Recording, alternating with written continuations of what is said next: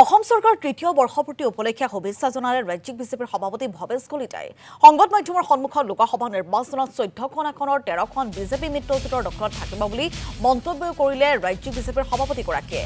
নগাঁও কৰিমগঞ্জ কোকৰাঝাৰ লোকসভা সমষ্টি কম ব্যৱধানত হ'লেও বিজেপিৰ দখলত থাকিব।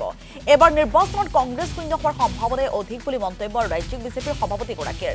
ভূপেন বৰাই এতিয়া দুখৰ পৰাজয়ৰ কবিতা লিখক বুলি কটাক্ষ ভৱেশ কলিতাৰ।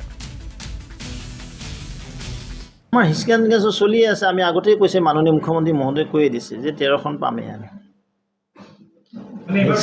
ভোট শ্বেয়াৰ বাঢ়িব সকলোতে, আৰু ভোটৰ পাৰ্চেণ্ট ভাল হৈছে। এইবাৰ গুৱাহাটীত ভাল হ'ল, গুৱাহাটীত সন্মানৰ ৰাইজ ওলাই আছে। আৰু আটাইতকৈ ভাল লক্ষণীয় কথা আছিলে, ই যোৱা লোকসভা নিৰ্বাচনত মানে এটা ক'তো চপৰাও নপৰিলে, এটা পাথৰো ক'তো পৰা নাই। আগতে আমি দেখিবলৈ পাওঁ বিভিন্ন সময়ত বিভিন্ন চেণ্টাৰত অকণমান গণ্ডগোল লাগিছিল। এইবাৰ তেনেকুৱা গণ্ডগোল নাই। প্ৰাইম মিনিষ্টাৰ পদত আকৌ তৃতীয়বাৰ কাৰণে অধিষ্ঠিত হওক, এখন সুন্দৰ চৰকাৰ গঠন হওক।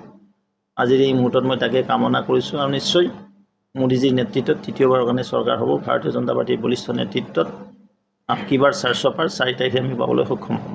ঘূৰি মানুহখিনি এতিয়াও বুজি পোৱা নাই উন্নয়নটো কিদৰে হৈছে, উন্নয়ন ক'ৰ পৰা আহে, চ'ৰ্চটো কি, কোনে ইমান মান সন্মান দিলে। ধৰি যে 19 কিলোমিটাৰ আটাইতকৈ দীঘল ব্ৰীজখন হৈ আছে, লাহে লাহে বুজি পাইছে। ভোট যথেষ্ট পাইছে তাত, মই এইটো নকওঁ, সেইকাৰণে ধোৰ হৈ আছে।